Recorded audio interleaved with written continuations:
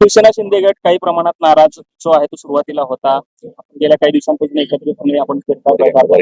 काय एकंदरीत चित्र असणार आहे सोलापूर विधान परिषदेत? विधानपरिषद चित्र काय असणार आहे ते आमच्याविषयी तुम्हाला जास्त माहिती आहे. मी ते सांगण्यात काय मजा नाही. 22 तारखेला तुम्हाला कळेलच. पण जे शिवसेनेमध्ये थोडं होतं तुम्ही म्हणल्यासारखं, नंतर पालकमंत्री महोदयांनी सगळ्याला बोलवलं, बैठक घेतली आणि वरच्या लेवललाही ठरलं बाबा भाजपचं जे असेल कोटा, शिंदे सेनेचं जे असेल, दादा गटाचं जे असेल ते आता सगळं पुढं का असं होणार नाही, सगळं व्यवस्थित पुढं 3-3.5 वर्ष व्यवस्थित चालेल आणि कुणाला तक्रार येऊ देणार नाही म्हणून असं पालकमंत्री महोदयांनी शब्द दिला.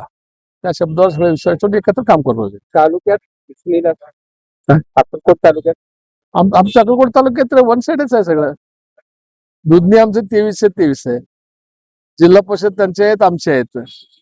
बाहेर कोण नाहीतच आहे. महेंद्रगिरी दूध अक्कलकोट पण सगळे एकत्रच आहे सगळं. त्यामुळे वन साइडच आहे अक्कलकोट. विरोधकांनी चैन वोटिंगचा जो मुद्दा आहे तो उचललेला होता आणि त्याला आक्षेप काल त्यांनी घेतलेला आहे. त्यामुळे चैन युती होणार नाही असं आहे. चैन वोटिंग म्हणजे चैन वोटिंग असं म्हणतात की बाबा तुमचा एक उमेदवार पहिल्यांदा मतदानाला जातो, तो मतदान न करता खिशात घालून आणायचं पत्रिका घेऊन येतो. ते लय जुनं झालं. ते 20 वर्षापूर्वी झालं. आता एवढं जग पुढे गेलं ते कोण करायला जातो आता? ते समोरच्या उमेदवारांनी त्याचा आक्षेप घेतला. नाही ते सगळं झालं. तुमचं म्हणणं बरोबर. ते कधी 20 वर्षापूर्वी बापू उभारले त्याच्या अगोदर होतं ते. आम्हीच केलं त्यावेळेला ते. तरी तुमचा पराभव झाला. नाही झालं आमचं निवडून आलं. 98 सालीच ना बापू 98 साली उभा हो मग बापू निवडून आले होते. मग बरोबर आहे ना. मग ते सांगलं तुम्हाला. मग विचारा बापूला जाऊन तुम्ही.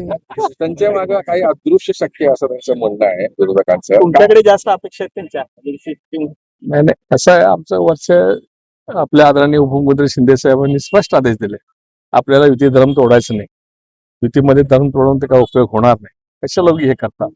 आपण आता मिळून सरकारमध्ये काम करतो, देशामध्ये काम करतो. हे स्थानिक स्वराज्य निवडणुकीत काहीतरी गडबड करून ते मिठाचा खडा खात्यासारखं होणार आहे. त्यामुळे तसं करू नका. सगळेजण व्यवस्थित काम करा म्हणून शिंदे साहेबांचे स्पष्ट आदेश आहेत आम्हाला. निधीबाबत पण आता समांतर राहील अशी अपेक्षा आहे. हो निधीबद्दल 100% 2-3 वेळा त्यांनी आम्हाला आश्वासन दिले आणि आश्वासित केले तर आम्हाला त्याच्या पुढे तुम्हाला तक्रारीला वाव राहणार नाही. आपण सगळे मिळून काम करू म्हणले. त्या दृष्टीनं सगळे मिळून काम करू आपण.